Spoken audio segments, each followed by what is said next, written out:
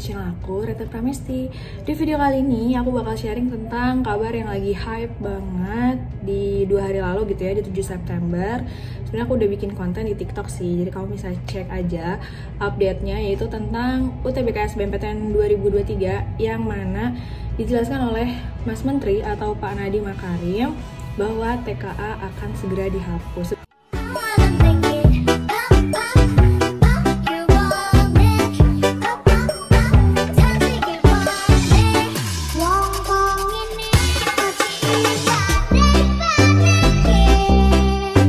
Kayak nggak mention tahun berapa bakal dihapus, tapi sesegera mungkin katanya ya. Jadi kemungkinan di tahun 2023 TKA UTBK SBMPTN 2023 akan dihapus.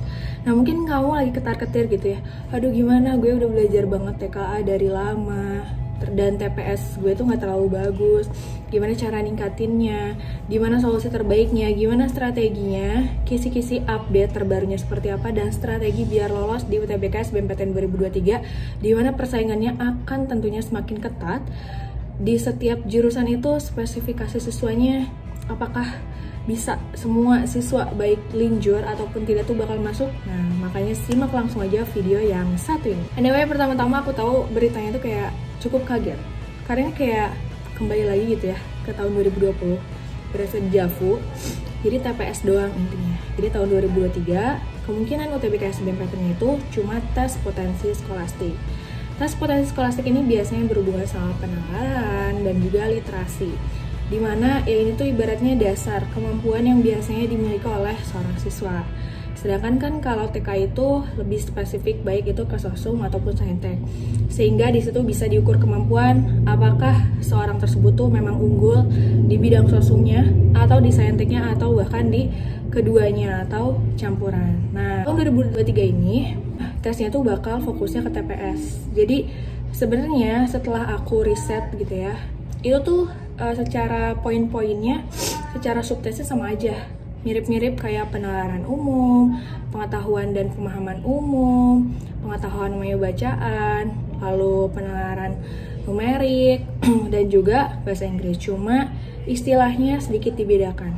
Jadi yang pertama itu ada potensi kognitif. Ini tuh mirip-mirip kayak PU, penalaran umum. Selanjutnya ada literasi bahasa Indonesia dan literasi bahasa Inggris. Ini mirip-mirip kayak PBM PPU dan juga yang kemampuan bahasa Inggris. Terakhir ada penalaran matematika atau pengetahuan kuantitatif gitu ya. Kita mengenalnya di tahun 2022 dan 2021. Jadi sebenarnya ruang lingkupnya sama aja. Nah, ini ada beberapa kisi-kisi terbaru yang bisa kamu jadikan ibaratnya sebagai acuan. Tapi bukan acuan utama ya. Ini referensi atau tambahan belajar aja. Oke, untuk potensi kognitif ini yang mirip sama PU, itu tuh berhubungan sama soal-soal logika. Ya, kayak misalnya sebab akibat, lalu logika ponen yang biasa kamu pelajari atau biasa berhubungan sama tes-tes CPNS. Selanjutnya pola gambar, lalu pernyataan yang sesuai dan tidak sesuai, bagian rumpang, kelogisan kalimat, kesimpulan grafik atau tabel. Jadi mulailah untuk berlatih soal-soal dengan tipe seperti itu. Yang kedua, penalaran matematika. Ini masih mirip-mirip sama pengetahuan kuantitatif. Itu biasanya berhubungan sama barisan dan deret, geometri, perbandingan, statistika, eksponen, operasi bilangan, SPLDV, pertidaksamaan, kecepatan dan debit, rabat dan diskon, aritmatika sosial, pola bilangan, statistika, peluang, garis dan sudut, bangun datar, serta bangun ruang. Terakhir juga ada persamaan dan fungsi kuadrat. Jadi silakan untuk berlatih gitu ya, matematika dasar di pengetahuan kuantitatif. Jangan lupa untuk teliti juga gitu. Dan juga sama waktunya itu benar-benar harus dilatih biar bisa terbiasa, karena orang yang bisa itu karena terbiasa. Selanjutnya ada literasi dalam bahasa Indonesia. Ini berhubungan sama PBM dan PPU. Jadi coba pelajari tentang PUEBI dan EYD, ejaan yang disempurnakan, penakata, simpulan, ide pokok, tujuan teks, kata rujukan, hubungan antar paragraf, kalimat inti, kata baku dan tidak baku.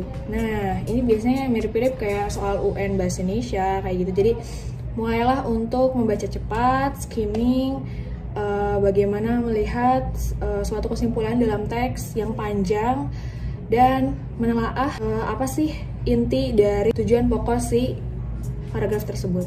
Terakhir adalah literasi dalam bahasa Inggris. Ini berhubungan sama main idea and topic, synonym antonym, unstate question. Jadi kayak pertanyaan-pertanyaan yang tersirat dan tersurat, author's attitude and writing organization, purpose of the text, inference, finding detailed information. Nah, jadi mulailah juga kayak untuk membaca teks-teks bahasa Inggris. Karena dari situ biasanya vocabulary bertambah. Grammar sih nggak ada ya kalau di UTBK. Cuma ya pelajari aja tenses yang biasanya keluar. 4 yang utama itu gitu ya, biar jadi acuan. Nah itu aja untuk kisi-kisi terbarunya dengan poin-poin yang baru juga di UTBK SBMPTN 2023. Intinya adalah teruslah berlatih dan belajar. Jangan pantang menyerah, jangan down gitu ya, terlalu down karena misalnya TK-nya dihapus, jadi takut nanti nilai TPS-nya nggak bagus. Nah pokoknya tuh dari sekarang mindset positif kita coba untuk bangun. Mindset negatif kita buang, karena dari situlah kekuatan kamu bakal terbentuk. Nah, selain belajar, cobalah cari untuk circle positif. Jadi misalnya ada teman-teman yang membuat kita tuh kayak semakin semangat dalam belajar, antusias dalam nanti menghadapi UTBK, coba cari circle-nya gitu ya, baik di online maupun offline. Misalnya kayak gabung-gabung grup Telegram, untuk belajar bareng, misalnya kumpul-kumpul bareng teman, kongko, tapi bareng sambil belajar itu kan seru banget gitu. Yang ketiga, coba cari buku-buku acuan dari beberapa tahun ke belakang, misalnya 5 tahun ke belakang, khususnya tahun 2020 sih ya, karena kan dia TPS doang gitu. Nah, tapi lebih baik sih 5 tahun ke belakang, jadi pelajari soal-soalnya. Nah, di sini aku bakal ngasih rekomendasi buku untuk bisa kamu pelajari. Ini adalah buku aku. Bikin buku lagi, tapi sekarang tuh aku nggak sendiri, tapi sama Kak Sugeng Sungkono. Kamu tahu kan? YouTube-nya di sini. Nah, jadi kita tuh kayak berusaha buat mengeluarkan pemikiran kita gitu ya, gimana biar bisa bantu teman-teman pejuang kampus. Dan akhirnya terciptalah buku ini. Sebenarnya kita udah bikin yang sosum dan saintek, tapi karena ada perubahan, jadi bisa nih teman-teman untuk beli yang buku TPS dan bahasa Inggris. Ini tuh tebelnya lumayan, ada 460-an. Dan di sini tuh udah sesuai sama kisi-kisi terbarunya gitu ya. Jadi mulai dari tadi 4 subtes TPS, potensi kognitif, lalu literasi dalam bahasa Indonesia, literasi dalam bahasa Inggris, dan juga penalaran matematis. Nah, di sini tuh selain latihan soalnya, ada juga kayak materi-materi singkatnya gitu ya. Nah, di sini misalnya jumlah soal dan waktunya tuh kayak udah dijelasin banget. Di sini juga bakal di-spill kayak cara belajarnya gimana. Misalnya di sini penalaran umum atau potensi kognitif gitu ya. Di sini tentang materi-materi logika, lalu langsung latihan soal gitu. Dan itu kayak worth it banget, dan setiap pembahasannya itu nggak bertele-tele, kayak langsung to the point. Nanti selain materi, latihan soal, kamu bisa juga mendapatkan soal-soal prediksi. Dan lain-lainnya, benefit lainnya kamu bisa gabung grup Telegram bareng aku sama Kak Sugeng.